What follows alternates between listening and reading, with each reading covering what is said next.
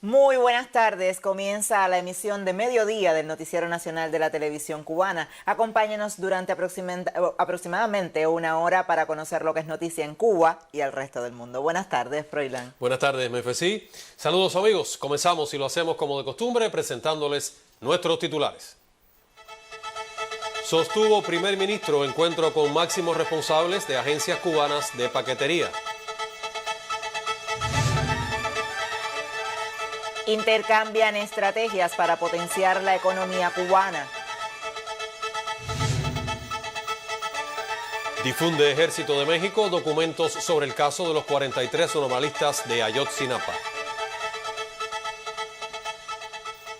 Ampliamos titulares. El miembro del Buró Político y primer ministro de la República de Cuba, Manuel Marrero Cruz, sostuvo esta mañana un nuevo encuentro con los máximos responsables de las 6 agencias cubanas de paquetería, en el que analizó la marcha del envío de paqueterías a las personas que su entrega se ha demorado más del tiempo establecido. Acompañaron al premier cubano los viceprimeros ministros Jorge Luis Tapia Fonseca y Jorge Luis Perdomo Dileya y el titular del transporte Eduardo García Dávila. Durante el chequeo del proceso de entregas de paquetes con más de 30 días de atrasos, los que ascienden a unos 300.000 en todo el país y que debe ponerse al día antes del 20 de octubre, el primer ministro indicó extender a corto plazo estos servicios a todos los territorios de la nación para que las cargas lleguen en el menor tiempo posible a sus destinos y no vuelvan a acumularse en La Habana, como ha sucedido en los últimos años. Pero para ello orientó a los gobernadores de todas las provincias ocuparse de ese tema. Es verdad que no todas las provincias tienen el mismo nivel de implicación, porque hay provincias que sí tienen estructuras y tienen una responsabilidad directa en la distribución. Otras, las transitarias, están distribuyendo directo desde la propia Habana.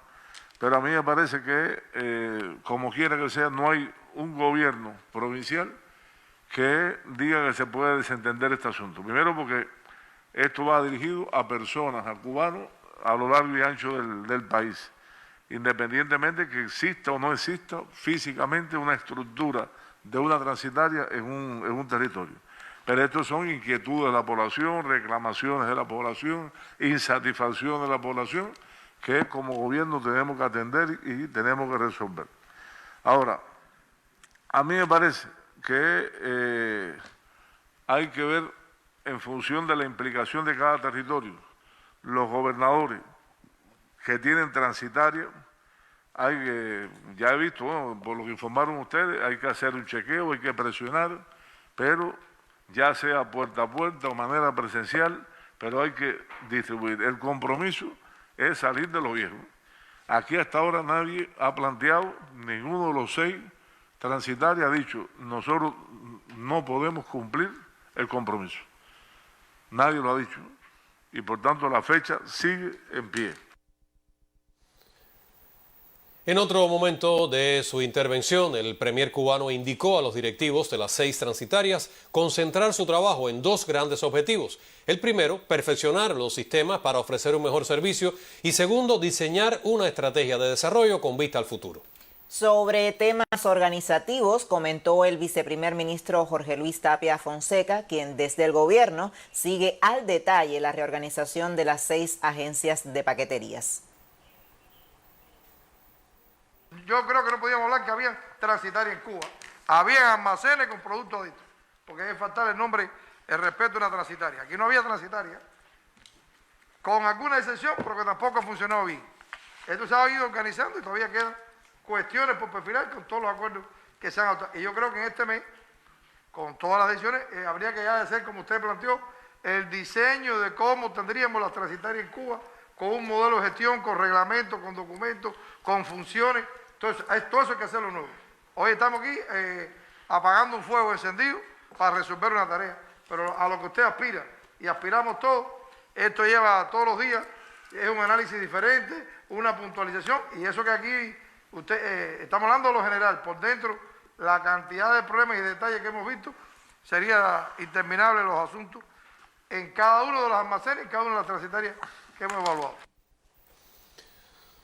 Uno de los acuerdos del encuentro de este jueves y que preside cada semana el primer ministro de la República fue hacer un análisis integral de los recursos humanos y salarios de los trabajadores de las 6 transitarias, 2 cuestiones que hoy, junto a las deficiencias internas de cada una, atentan contra la eficiencia en la recepción, clasificación y distribución de las agencias cubanas de paqueterías.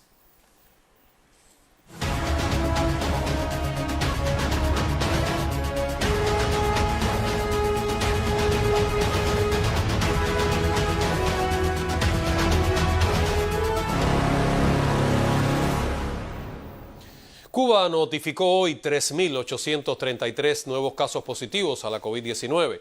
El director nacional de epidemiología del Ministerio de Salud Pública, doctor Francisco Durán García, lamentó el fallecimiento de 39 personas por complicaciones asociadas con la enfermedad. El experto resaltó que este miércoles dieron el alta médica a 4.530 personas tras resultar negativas. Según el reporte, permanecen ingresados 48.818 personas, de ellas 25.948 sospechosos a la COVID-19, 2.722 en vigilancia epidemiológica y 20.148 con el virus activo. Las autoridades sanitarias insisten en cumplir estrictamente las medidas orientadas para cortar la cadena de transmisión del virus. Y un donativo con insumos médicos para el enfrentamiento a la COVID-19 llegó a Santiago de Cuba desde Islas Turcas y Caicos. La iniciativa tuvo como gestores a varios colaboradores de la brigada Henry Reef y cubanos residentes en esa nación caribeña. Muestras de solidaridad en tiempos de pandemia se multiplican en Santiago de Cuba con la llegada de donativos de insumos médicos destinados para el enfrentamiento a la COVID-19. Desde Islas Turcas y Caicos llegó la carga preparada por la brigada Henry Reef número 35 de cubanos y amigos. Con mucho amor lo hicimos. Enseguida nos dimos la tarea nosotros de recoger dinero entre nosotros y hacer compra de jeringuillas, de máscaras faciales, agujas y otros insumos más que vienen ahí también. Nosotros nos sentimos orgullosos de prestar colaboración a nuestra patria con ese donativo. Nos sentimos muy felices con eso. Es la complicidad de ambos pueblos en beneficios de la salud y la esperanza de muchos. Desde Santiago de Cuba, Bárbara de Az, Trabajo, Sistema Informativo de la Televisión Cubana. El proceso de vacunación en Cuba avanza con muy buenos resultados. Sin embargo, en la población todavía existen dudas y preocupaciones que este noticiero se propone aclarar. Los detalles espérelos con el periodista Abdiel Bermúdez más adelante.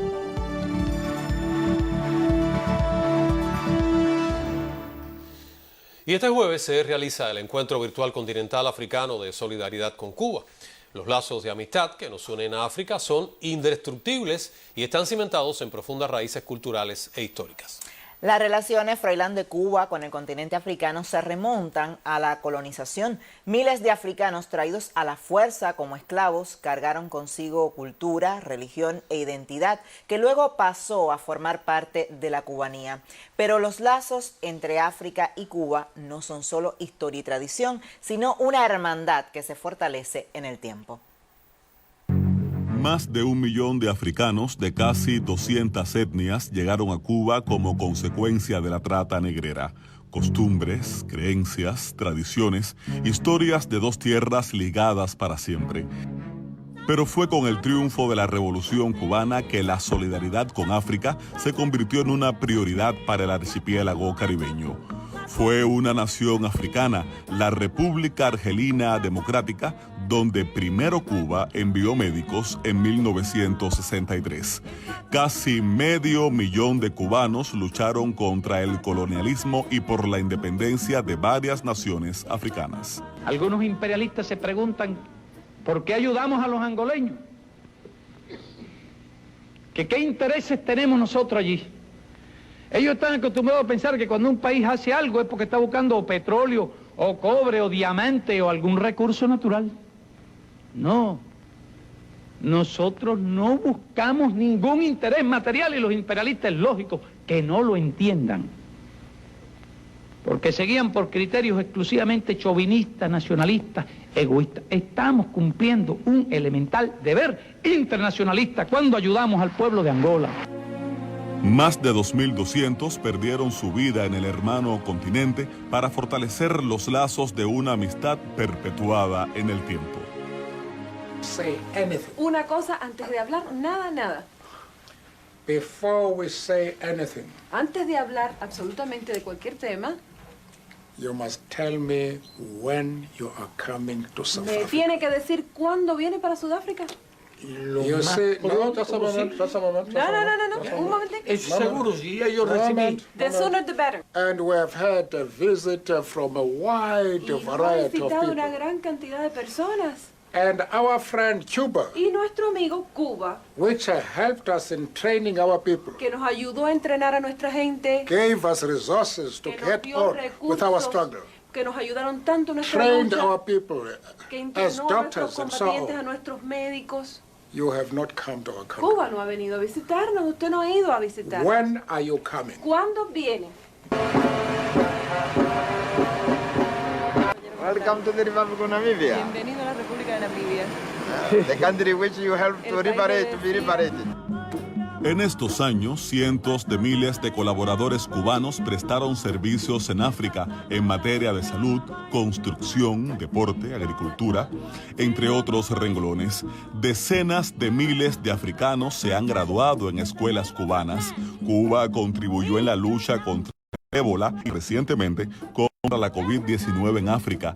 Existen relaciones diplomáticas con todas las naciones del continente y la Unión Africana expresa cada año su respaldo a Cuba contra el bloqueo ante la Asamblea General de la ONU. Una relación que supera distancias geográficas y diferencias para potenciar la hermandad y solidaridad entre un continente y un país, unidos por lazos que van más allá de la historia, cultura y tradiciones. Junior Smith Rodríguez, Sistema Informativo de la Televisión Cubana.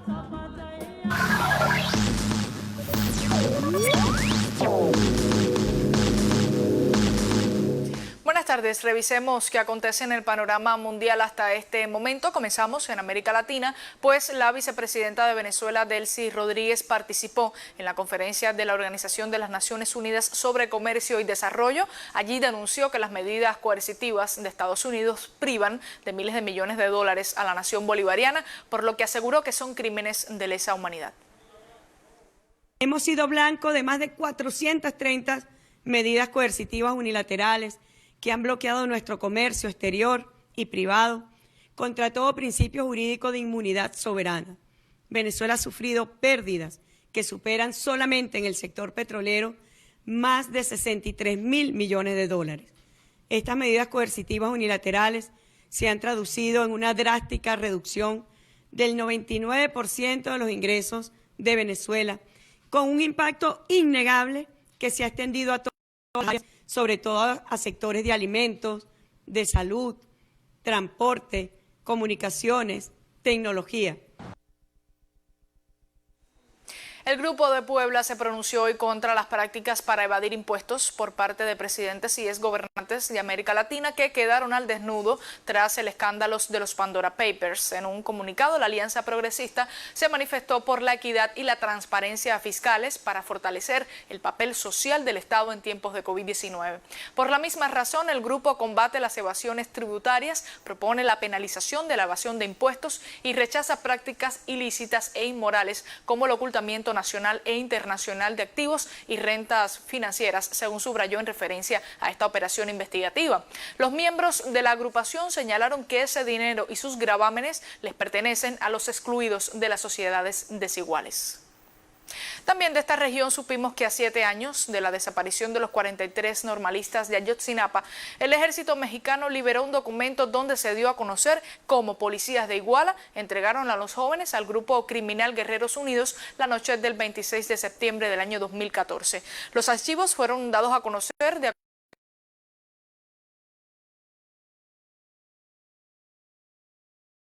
La conversación, el líder de Guerreros Unidos, Gilberto López, le da órdenes a un subcomandante de la policía de Iguala para que le entregue a los normalistas. Se puede leer como el uniformado le dice al criminal que la entrega es para que los revienten, que en el argot callejero significa matarlos.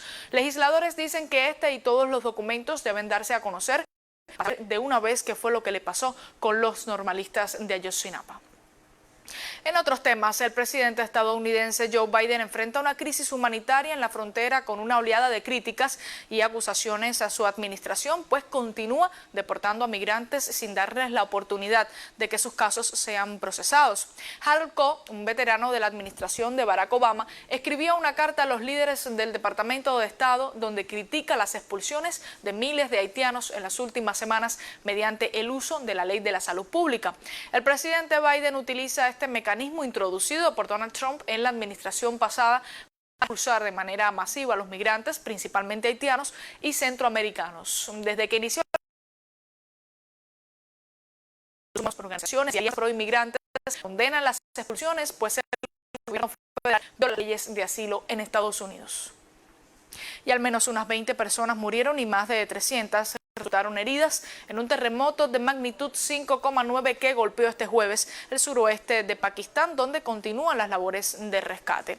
El seísmo ocurrió cerca de la ciudad de Harnai, en la provincia de Baluchistán, a 9 kilómetros de profundidad, según informó el Centro Geológico de los Estados Unidos. La Autoridad Nacional de Gestión de Desastres envió personal a la zona afectada, además de equipos médicos y víveres, mientras recopilan información sobre la magnitud de los daños. El ministro del Interior de Baluchistán, Mir Siullah, declaró que en el número de fallecidos se encuentran lamentablemente varios niños y anotó que el terremoto ocurrió cuando la gente dormía, lo que elevó la magnitud de esta catástrofe. Y con esta información me despido. Continúe con nuestra emisión.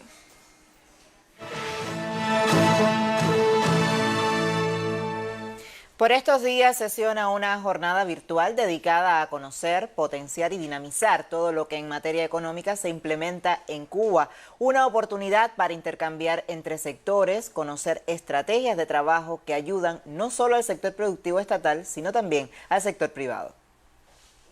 Jornada Económica Productiva del 7 al 28 de octubre en su edición virtual. Un impulso en las nuevas transformaciones económicas, un llamado a la acción. Se necesita dinamizar los nuevos modelos económicos para de a poco ir creciendo en el sector productivo y en los nuevos modelos de gestión no estatal. Hay que aprovechar todas las oportunidades que estos intercambios nos generen, todo el aprendizaje, todas las buenas prácticas, todo el intercambio de experiencia, entre muchas cosas que se hacen bien.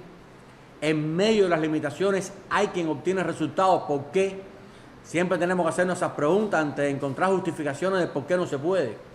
¿Por qué hay quien sí obtiene resultados favorables en medio de las limitaciones? ¿Por qué hay innovación que se aplica? Esas buenas prácticas las tenemos que compartir y están en los dos sectores. Esta jornada va a contribuir también al conocimiento, a profundizar, al intercambio de todas esas normativas y leyes que acompañan las transformaciones, para que haya un conocimiento y sobre todo para que tenga un acompañamiento práctico de los empresarios a ese esfuerzo legislativo y transformador del país. Este evento llega a cada territorio del país, municipios, comunidades. Lo importante es expandir las experiencias, aprender y corregir ya desde lo que se ha ido implementando. Y los que salen adelante son los que más trabajan, los que más se ocupan, los que más innovan, los más audaces, los que más capacidad de liderazgo tienen, los que más aglutinan, los que más estudian lo que el gobierno aprueba para aprovecharlo. Hay mucho desconocimiento de las últimas normativas que se han aprobado.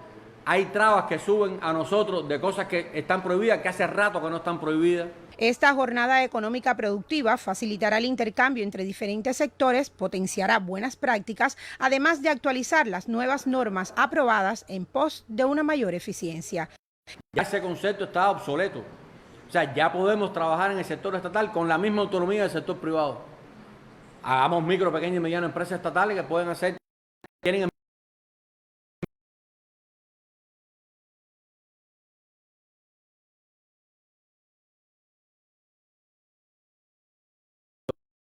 Queda atrás ese concepto de que solo los privados pueden dar un buen servicio, ser productivos con total autonomía y eficiencia.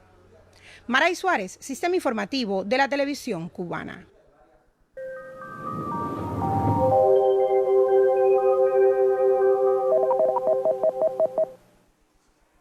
Hola, ¿qué tal? Buenas tardes. El cruce de esta activa onda tropical hacia el oeste dejó ayer lluvias en centro y occidente. En Santi Espíritu se precipitaron 42 milímetros en tan solo 24 horas, en horas de la tarde y hasta el anochecer. Hoy la onda tropical, como ven, se interna en Yucatán, deja territorio nacional que todavía tendrá alguna probabilidad de lluvia o inestabilidad suficiente para la lluvia en la región occidental. En el resto del país, hacia localidades del sur. En el pronóstico, entonces, vamos a tener cielo parcialmente nublado en casi todo el territorio nacional. Ya al final de la tarde llegará nublado en costa norte occidental, la isla de la Juventud y el interior y sur del resto del territorio nacional, con algunos chubascos y tormentas eléctricas hasta el anochecer que pudieran ser más aislados en zonas de la costa norte, del centro y el oriente. En la noche, disminución gradual de los nublados, algunos nublados parciales todavía en occidente, muy baja la probabilidad de lluvia, temperaturas máximas hoy con valores desde 32 hasta 34 grados Celsius en casi toda la mitad occidental, inferiores en la isla de la Juventud y superiores en Granma, donde llegará hasta 36 grados. En la noche, los valores de temperatura rondan los 24 27 grados. Los vientos variables débiles, pero ya desde el final de la mañana pasan a soplar del nordeste al este, velocidades entre 10 y 25 kilómetros por hora superiores en zonas de la costa norte de la mitad oriental, donde pueden llegar hasta 35 kilómetros por hora. Por eso se mantiene la marejada en el litoral norte-oriental, el oleaje en la suroriental y el poco oleaje en el resto de los litorales. En resumen, poco cambio, disminuye la probabilidad de lluvia en casi todo el territorio nacional. Les deseo a todos que tengan una tarde feliz, cuídese mucho y hasta mañana.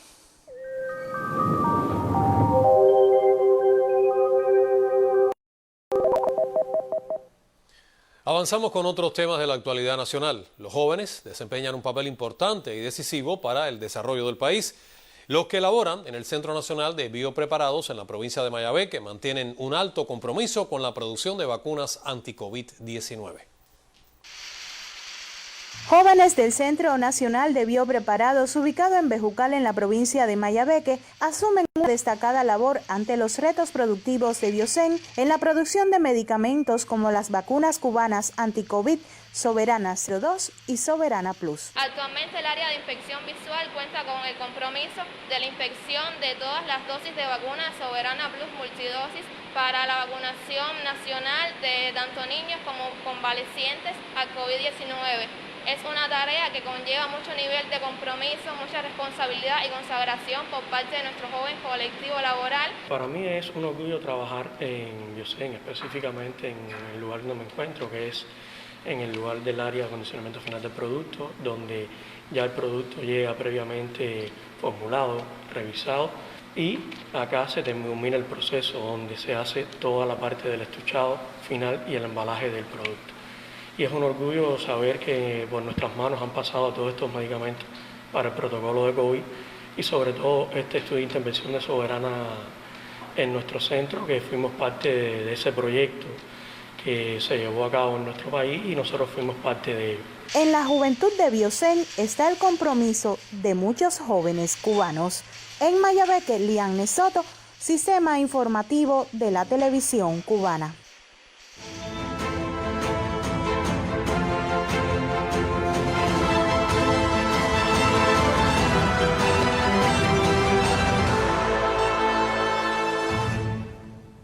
Este noticiero ayer ofreció un análisis pormenorizado sobre el tema de las vacunas cubanas, la inmunidad, la efectividad y también Froilán se habló de preocupaciones ciudadanas. Efectivamente, Menfesí, el periodista Abdiel Bermúdez dijo que volvería y aquí lo tenemos ya junto a nosotros porque lo prometido es deuda. Abdiel, saludos, adelante. Saludos, Froilán, Menfesí, también el saludo para todas las personas que nos siguen a esta hora. Desde que las vacunas cubanas eran apenas una idea, surgieron las primeras dudas, que si seríamos capaces de lograrlo, que la COVID-19 era una enfermedad desconocida, que la biotecnología nuestra era buena, sí, pero no para tanto. Después vinieron otros reclamos. ¿Por qué 5 candidatos en lugar de 1 o 2? ¿Cuándo saldrá la eficacia? ¿Para qué tantos ensayos clínicos a vacunar y ya? Y ahora, si son realmente efectivas, cuál me toca, por qué una y no la otra, en fin. Las interrogantes han sido recurrentes en este año y medio de pandemia triste y devastadora. Y sobre las vacunas han caído con toda su fuerza. Unas veces por elemental preocupación y otras por mala fe, para molestar y desacreditar. Pero de ese tema, al menos hoy, no quiero hablar. Ayer dije en este mismo noticiero que han existido irregularidades que flaco favor le han hecho a la vacunación en Cuba. Ha faltado información oportuna, se han cambiado protocolos una y otra vez y ha faltado preparación en algunas personas que han asumido esta tarea, sobre todo en la base, en los vacunatorios. Y una mala explicación desencadena una reacción que no será de polimerasa, pero sí aviva el descontento. Pruebas de esto hay muchas. Días atrás, la periodista Patricia Guerra, de Cuba Periodistas, publicó en su muro de Facebook lo que le sucedió en su consultorio en Alquizar, cuando le exigieron un documento probatorio del PCR positivo a la COVID-19 para que pudiera considerarse convaleciente. Y el hecho de no tener el documento no le daba derecho a la Soberana Plus, por lo que tenía que vacunarse con Abdala. Miren, lo primero es que en Cuba se dijo inicialmente que la vacuna para convalecientes era justamente la Soberana Plus. Eso luego cambió porque todo el que haya padecido la enfermedad con o sin confirmación de PCR es convaleciente. Y hay convalecientes que son vacunados con Abdala. Pero ya lo dije, la información oportuna es vital en estos casos. Y lo otro es que exigir un documento con PCR positivo a mí me sonó también descabellado, a sabiendas de que no pocas personas han asumido el ingreso domiciliario sin test alguno, solo a partir de su cuadro clínico. Y también es verdad que han existido dificultades con las pruebas de PCR y con el funcionamiento de varios laboratorios de biología molecular en el país. Yo no olvido que días atrás en La Habana había PCR exclusivamente para embarazadas, niños y ancianos, y las colas eran enormes hasta para un test de antígeno, por lo que un papelito como este parece una respuesta irónica a una disposición que resulta absurda si no se ofrece la información necesaria para que un convaleciente sin PCR positivo a mano, que además quiere vacunarse, pueda entenderlo. Por eso agradezco tanto la conexión con la doctora Lena López Ambrón, jefa del programa de inmunización del Ministerio de Salud Pública, quien nos acompaña en este noticiero. Saludos, doctora. Dígame, ¿por qué la exigencia del PCR en este contexto? ¿Qué explicación tiene? La exigencia no es el papel de PCR, sino lo que traduce tener un resultado de la prueba en reacción en polimerasa, que es la prueba diagnóstica de la enfermedad. El problema consiste en que al tener un PCR positivo, usted tiene la evidencia de que la persona, su sistema inmune, generó una respuesta protectora, generó un grupo de anticuerpos que con una sola dosis de Soberana Plus va a quedar protegido. En el caso de que esa evidencia no esté, se decide administrar 3 dosis en aras de proteger a la persona, siempre partiendo que la decisión es vacunar, que puede estar en dependencia, que a usted, por teniendo una evidencia de que su sistema inmune generó una defensa, se le administre una sola dosis. Y que cuando no tenemos la evidencia total, a pesar de que pueda haber tenido síntomas atribuibles de la enfermedad, de que su sistema inmune generó una respuesta protectora, lo ideal es administrar las 3 dosis de la vacuna para lograr una verdadera protección. Yo le agradezco la explicación, doctora, sobre todo en el sentido de la evidencia, y entiendo mejor lo del documento, pero ¿puede explicarnos un poco más en detalles la metodología que sigue el Ministerio de Salud Pública para la inmunización en estos casos? Vamos a determinar que existen 2 grupos de personas. Un primer grupo de personas que enfermaron de COVID y tienen una prueba de PCR positiva, que es la prueba diagnóstica de excelencia. En este caso, los estudios han demostrado que el que padeció la enfermedad, que generó un título de anticuerpo con una dosis de Soberana Plus, queda protegido. Ahora tenemos otro grupo de personas que pueden haber presentado síntomas atribuibles a la enfermedad en mayor o en menor medida, que inclusive pueden tener un antígeno positivo, pero que no tienen evidencia del PCR. En este caso, no se trata de tener un resultado o no, sino que la mejor opción para que las personas queden protegidas es aplicar las 3 dosis de la vacuna en lugar de una dosis de la vacuna. En fin, transitaría igual que las personas sanas, con un esquema completo de sus 3 dosis para garantizar la verdadera protección de esta población. A mí me alegra que usted lo diga de ese modo, y hay una preocupación colectiva que nos sigue rodeando cada día.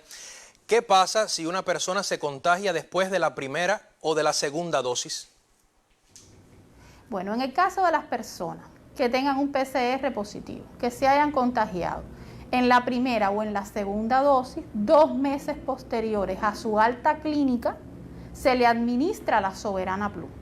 En el caso de las personas que tengan 3 dosis, lo que equivale a un esquema completo, tanto de Soberana como de Agdala, y posteriormente se enfermaron, no se le administra más vacuna.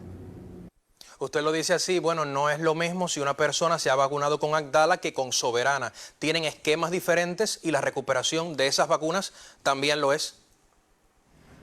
La recuperación de Agdala y de Soberana son diferentes. En el caso de la vacuna Agdala, entre una dosis y la segunda dosis o la tercera, el tiempo máximo a esperar entre dosis es 28 días.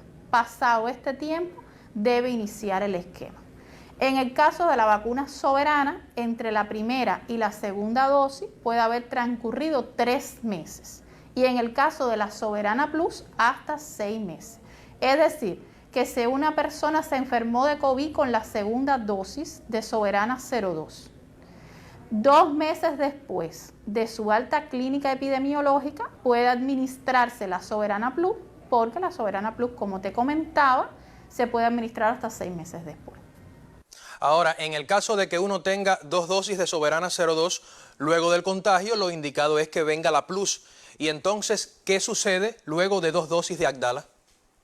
En el caso de que tuviese 2 dosis de Agdala, pasado los 2 meses de su enfermedad, tiene que iniciar el esquema completo.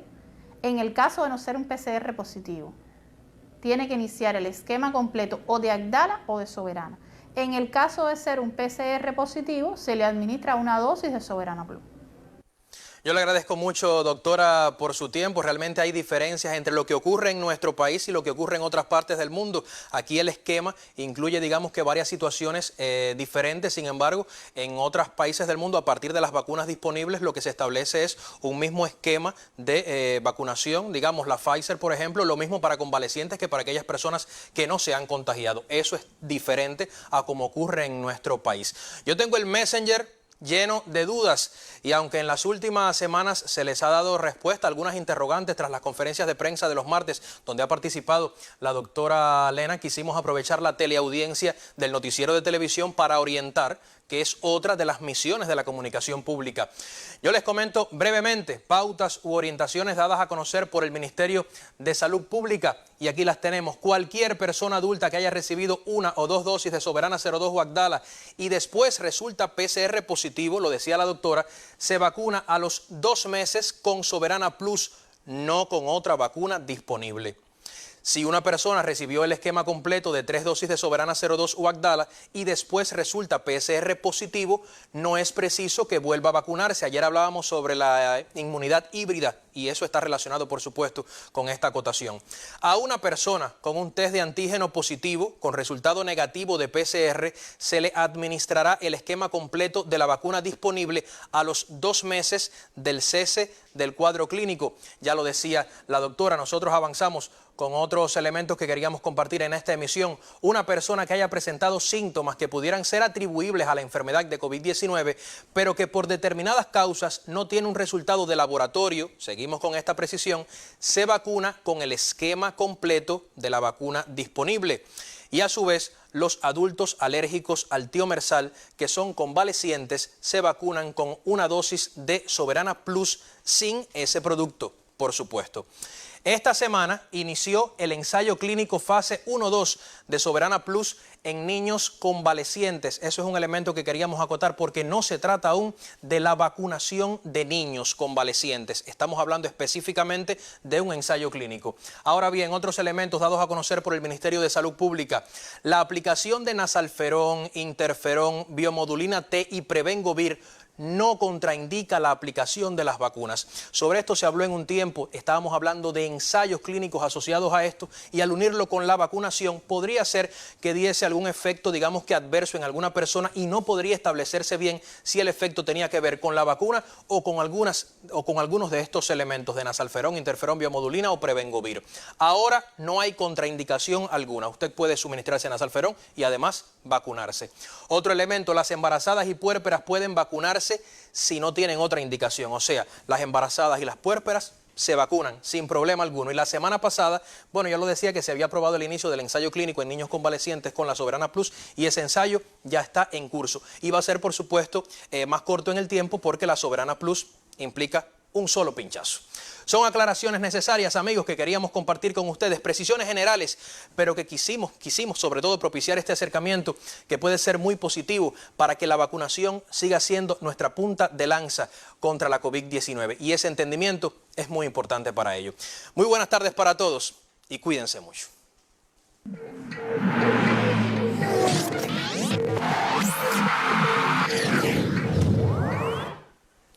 Buenas tardes, es un placer saludar a los amantes del deporte. Hoy sesionó en el Salón de Actos del Estadio Latinoamericano una conferencia de prensa para informar varios temas del béisbol. Allí se encuentra el colega Pavel Otero y con él hacemos contacto de inmediato. Buenas tardes, Pavel, coméntanos por favor todos los detalles. Sí, muchísimas gracias, Glenda. Un saludo para ti, por supuesto, para todos los que están con el noticiero del mediodía. Aquí estamos en el Estadio Latinoamericano, donde esta mañana sesionó una importante conferencia de prensa para ofrecer varios detalles acerca del béisbol. La conferencia estuvo presidida por el compañero Raúl Fornés, vicepresidente primero del INDER, y Omar Baliño, director de la Biblioteca Nacional José Martí, así como Juan Reinaldo Pérez, comisionado nacional de béisbol. Bueno, el tema fundamental, el que encabezó la reunión, fue la declaratoria del béisbol como patrimonio cultural de la nación. Esta declaratoria se va a efectuar el próximo día 19 de octubre en el Estadio Palmar de Junco de Matanzas y esto por supuesto es algo que estábamos esperando los amantes del béisbol con mucho beneplácito. También en la conferencia de prensa se tocaron otros temas como retomar el recorrido nacional para la implementación de la estrategia que se ha visto ralentizada por el tema de la pandemia, algo en el cual estuvo involucrado todo el país desde hace ya poco más de un año. También se dio a conocer la preselección nacional de 27 peloteros que se van a preparar a partir del día 11 de este mes para representarnos en los Panamericanos Juveniles con sede en Colombia. Y el comisionado nacional dijo que se mantiene como director del equipo el espirituano Eriel Sánchez. Por supuesto, estos son algunos temas que vamos a ampliar en próximas emisiones. En la emisión de las 8 de la noche tendremos más detalles, pero a grandes rasgos son los temas fundamentales de esta reunión que hoy se desarrolló aquí en el Latino en horario de la mañana. Te devuelvo la señal, Glenda, a los estudios centrales. Gracias, Pavel. Continuamos con béisbol. Con una gran actividad competitiva de peloteros cubanos arrancó este miércoles la Liga de Arco del Pacífico de México. Sobre el tema, el colega Orlando Cruz preparó el siguiente reporte. En un partido digno para arrancar una temporada, extendiéndose hasta el inning 11, los algodoneros de Guasave por jonrón con uno en base de Jesse Castillo dejaron tendidos al campo a los Cañeros de los Mochis con pizarra final de 4-2. El matancero Joan Higuera no tuvo decisión en el choque, pero fue el abridor por los algodoneros trabajando 5 entradas completas en las que permitió 2 carreras que fueron limpias, le conectaron 4 indiscutibles, no dio bases por bolas y ponchó a 4 hombres. Mientras que por el equipo contrario, el tunero Rafael Viñales, ubicado como cuarto bate de los Cañeros y defensor de la pradera izquierda, debutó con la primera carrera del partido, remolcado por el también cubano Josuán Hernández, con jonrón al left field para poner a ganar momentáneamente al plantel verde en el segundo episodio. La respuesta de los algodoneros llegó en el cierre de la cuarta entrada. Con 2 out, Joan Ureña bateó cuadrangular en solitario y otro yumurino, Yadir Dreque, impulsaba la del empate con un doblete. La mesa quedó servida hasta que en el extra inning llegó el desenlace, sacando la pelota del parque Jesse Castillo y el marcador quedó favorable a los locales algodoneros, 4-2. Hoy el jovavense Carlos Juan Viera tendrá la bola para buscar el primer éxito de su elenco, los Cañeros de los Mochis, y emparejar las acciones con Guasave en esta apertura de la Liga Invernal Mexicana. Desde Las Tunas, Orlando Cruz, Sistema Informativo de la Televisión Cubana. El tiro cubano recibió 3 invitaciones más y elevó a 4 sus competidores en los primeros Juegos Panamericanos Junior de Cali 2021, pactados del 25 de noviembre al 5 de diciembre próximos. Según información dada a HIT por el comisionado nacional Julio Fidel Hernández,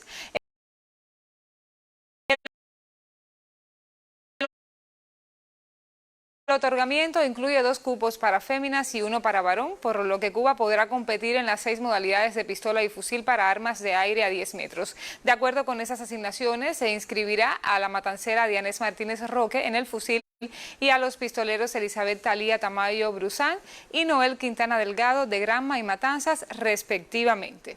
Cambiamos ahora de tema. El movimiento deportivo cubano lamenta el fallecimiento del destacado jugador y entrenador de baloncesto Franklin Standard Johnson. Nacido en esta capital el 8 de junio de 1947, fue integrante del equipo cubano ganador de la medalla de bronce en los Juegos Olímpicos de Múnich 1972. Su brillante trayectoria como atleta incluye la medalla de bronce en los Juegos Panamericanos de Cali, Colombia en 1971. Como entrenador, Franklin se destacó en los equipos capitalinos en la Liga Superior de Baloncesto. Llegue a sus familiares y amigos las más sentidas condolencias. También conocimos otra lamentable noticia y es que falleció la doctora de Medicina del Deporte Emma Cobas Martínez. Nacida el 8 de enero de 1946, Emma ostentaba la condecoración Piti Fajardo, distinción Mártires de Barbados y por la educación cubana. Cumplió varias misiones internacionalistas. Trabajó con los deportes de atletismo, tiro con arco, natación, taekwondo y boxeo. Llegue a familiares, amigos y compañeros del Instituto de Medicina del Deporte nuestras más sentidas condolencias. Pasamos ahora al ámbito internacional. Argentina le jugará a Paraguay con Messi y artillería pesada en las eliminatorias rumbo a Qatar 2022. Así reporta una televisora extranjera. Argentina alista su artillería para enfrentar a Paraguay. La albiceleste se concentró el miércoles en su campo de entrenamiento de Ezeiza para jugar contra los guaraníes por la clasificatoria sudamericana al Mundial de Qatar 2022. Lionel Messi y compañía visitan el jueves a los paraguayos en el Estadio Defensores del Chaco en Asunción. El entrenador argentino Lionel Scaloni no reveló una probable alineación, pero sostuvo que no cambiará mucho de la formación que ganó la Copa América en julio pasado en Brasil. Paraguay, que acumula 11 puntos y se ubica en el 6º lugar del torneo sudamericano, tiene la presión de ganar en casa, ya que posteriormente visitará a Chile y Bolivia. Finaliza así este tiempo dedicado a los amantes del deporte. Usted, por favor, cuídese mucho y tenga muy buenas tardes. Buenas tardes también para ti, Glenda. Y como ya informamos, hoy se realiza el encuentro virtual continental africano. En la sede de Cuba, para esta cita, se encuentra la periodista Irma Shelton y para conocer más detalles de lo que acontece en este encuentro, pues ya la tenemos junto a nosotros. Irma, buenas tardes, adelante. Sí, buenas tardes. Efectivamente, nos encontramos aquí en la sede de la Central de Trabajadores de Cuba y es que a mis espaldas se encuentra el Salón Ernest Thälmann, donde tiene lugar en estos momentos el encuentro virtual continental africano de solidaridad con Cuba. Hoy me acompaña, acaba de hacer una intervención muy especial, Johanna Tablada, quien es subdirectora general de Estados Unidos del MINREC. Le preguntamos a Johanna, ¿qué importancia le concedes a este encuentro, Johanna? Yo creo que es un evento ineludible. Cuba hoy se encuentra, explicaba en el taller, y agradezco muchísimo que nos hayan invitado a los compañeros que tenemos que ver con la política de Estados Unidos, en una situación peligrosa, en una situación donde hay una política de máxima presión que fue instrumentada por Trump, pero que ha sido continuada con Biden, que se caracteriza por el acoso, el abuso en términos de agresión económica, pero a la misma vez está acompañada con una de las campañas de desinformación más grande que nosotros hayamos sido víctimas en nuestra historia, porque además se aprovecha de todo lo que son las nuevas tecnologías que hacen hoy que las percepciones parezcan más importantes que las realidades, pero la realidad de Cuba está aquí. Y este evento, volviendo a tu pregunta, es muy importante porque ayuda a poner juntos la realidad de Cuba y su política exterior, y sus relaciones con el mundo, y sus relaciones con un continente de hermanas y hermanos, de donde son nuestros ancestros, de próceres que están en el firmamento de la Revolución Cubana. No sería el mismo cuando uno mira al cielo, donde están Maceo, desde Maceo hasta Fidel Castro, y ahí están también Amílcar Cabral, ahí está Patricio Lumumba, ahí están los héroes de las luchas africanas. En esas luchas que Cuba y África se han hermanado tantas veces con la sangre derramada incluso allá y aquí. Es muy importante que el acontecer de nuestro país se conozca hoy en África, tanto de la realidad esa que está siendo ocultada deliberadamente por esta campaña tan atroz de las que somos víctimas, de los procesos de transformaciones que están ocurriendo en Cuba para responder a reclamos legítimos de nuestra población y que son desconocidos e ignorados, y que se sepa también que la política de Estados Unidos contra Cuba no tiene nada que ver con las razones que Estados Unidos alega a las que está vinculada la política de Estados Unidos hacia Cuba. Y en la parte nuestra, si ahora están hablando las viceministras de Economía, la viceministra de Salud, habló el comandante Drake, el presidente del ICAP, Fernando, y este tipo de encuentro es muy bueno porque la solidaridad nace de esa comprensión. La solidaridad entre los pueblos se alimenta del conocimiento mutuo, de saber qué está pasando en África nosotros, de saber ellos qué está pasando en Cuba, y eso inmediatamente repercute en que nos querremos más, en que nos defendemos más, en que nos apoyamos más. Ahora mismo acabamos de ver en Naciones Unidas las intervenciones valientes y oportunas de dignatarios en el segmento de alto nivel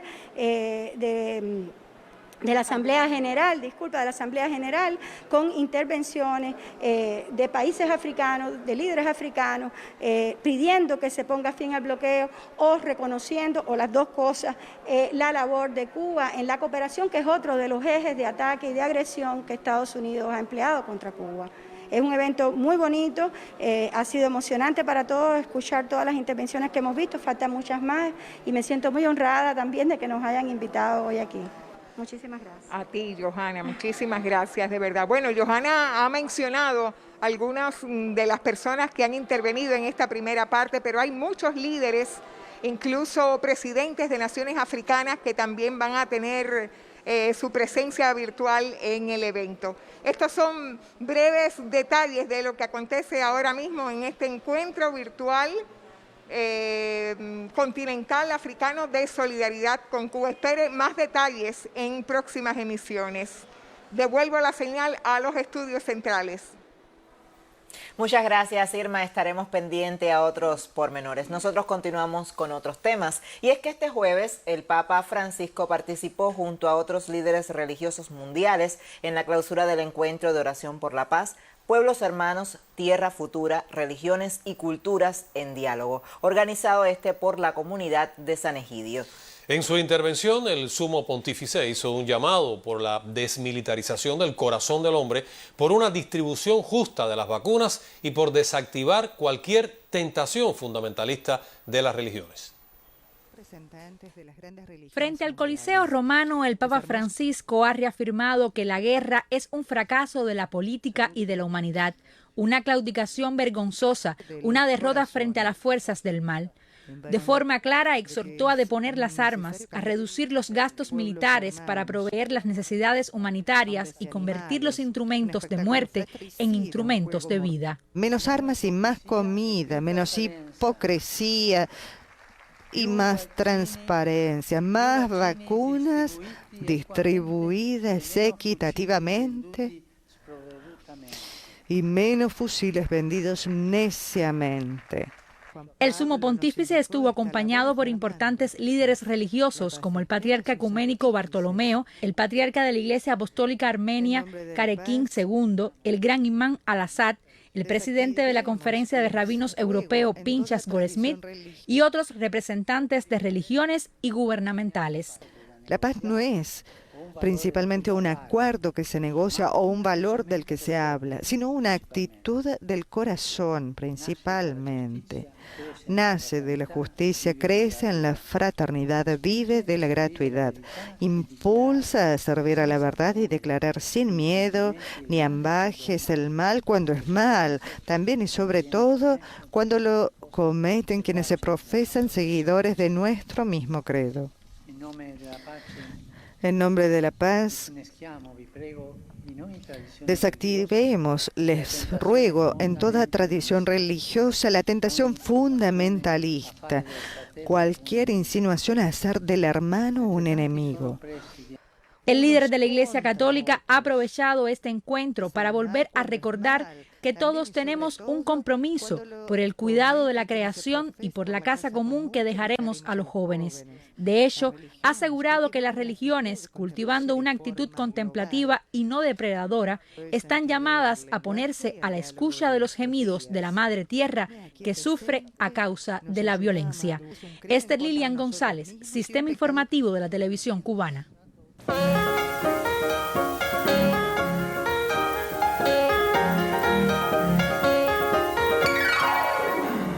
Muy buenas tardes, qué gusto saludarle. El ministro de Cultura cubano, Elpidio Alonso Grau, recibió este miércoles al embajador del Reino de Bélgica en La Habana, excelentísimo señor Jean-Jacques Bastien.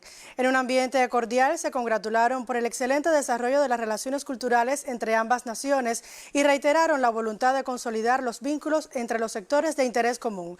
La ocasión fue propicia para intercambiar sobre el desarrollo de las industrias culturales y el diálogo entre los empresarios de ambos países, así como la importancia de los vínculos entre las universidades de las artes.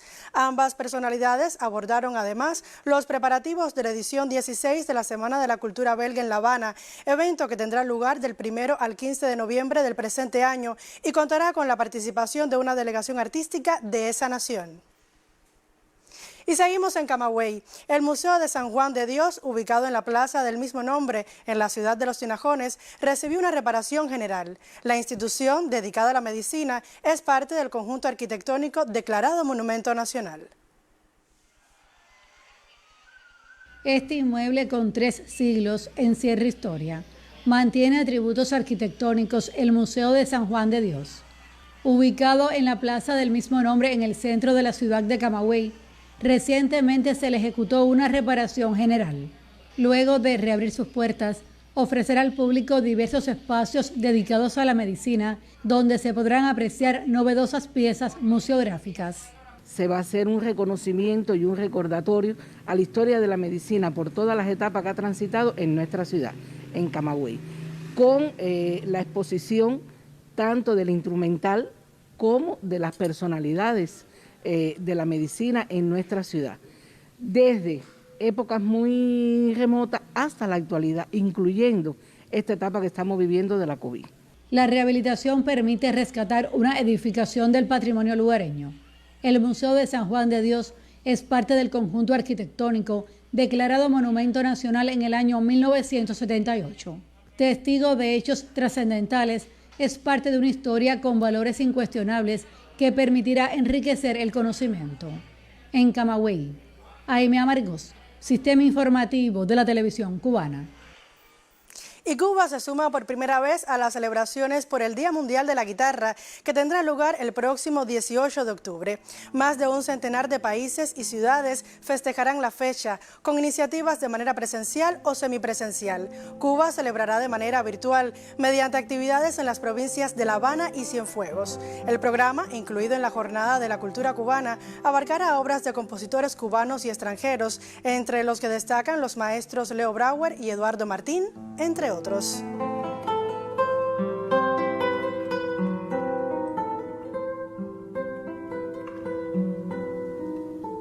Y seguimos hablando de música, pues el audiovisual Aborozuki, del realizador cubano José Ross, fue premiado en la categoría de Mejor Video Musical en el Bolton Film Festival, evento que se desarrolla en Reino Unido. El material recoge la colaboración entre la artista japonesa radicada en Cuba, Yuku Fong, y el grupo Rumberos de Cuba.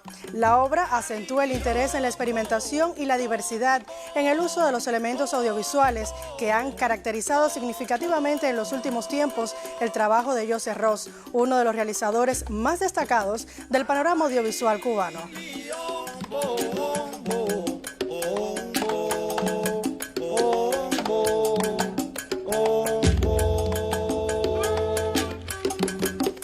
Y la Escuela Nacional de Ballet Fernando Alonso, a partir del martes 9 de noviembre, comienza sus inscripciones para los niños y niñas de La Habana interesados en estudiar ballet. Los padres pueden dirigirse a la Escuela de Ballet, ubicada en la calle Morro, entre Colón y Trocadero, en los horarios de 10 de la mañana a 12 del día y de 1 a 3 de la tarde. También pueden llamar a los teléfonos 78 61 66 29 y 78 66 01 43.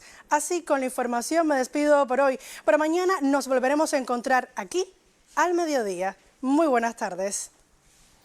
También para ti, Irina. Y tras el arribo de 421 migrantes haitianos al oriente de Cuba, se le garantizó todos los servicios sanitarios de alojamiento y alimentación. Sí, Froilán, desde la madrugada de hoy se trasladan desde Punta de Maicí con el apoyo de la empresa de ómnibus nacionales para repatriarlos vía marítima desde Santiago de Cuba hacia Haití. El siguiente reporte nos actualiza sobre cómo se desarrolla ese proceso.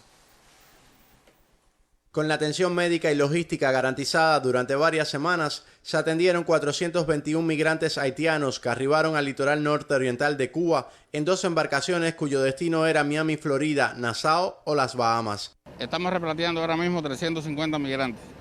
Quedan pendientes de repatriar 71 que deben ser repatriados en las próximas horas en avión. Estos se van a repatriar en barco. Salimos alrededor de las 12 de la noche desde Punta de Maicí.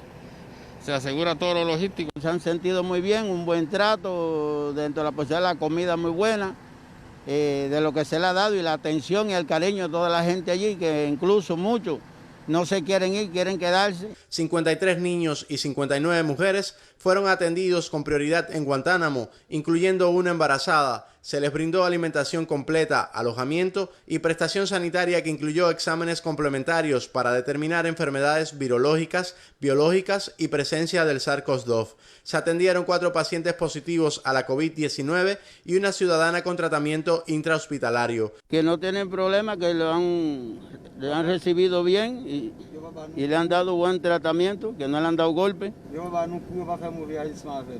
que no le han hecho ningún tipo de acciones malas, que es como si estuvieran en su casa. Dice que la han atendido bien porque ellos vinieron sin nada en la mano y todo lo que le han dado ha sido con mucha satisfacción. De ahí que Angénica, junto a otros niños, pretendan regresar a estudiar en la isla.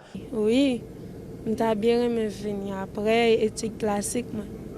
Dice que está muy contenta, que estaría de acuerdo venir a estudiar. ¿Qué quiere estudiar?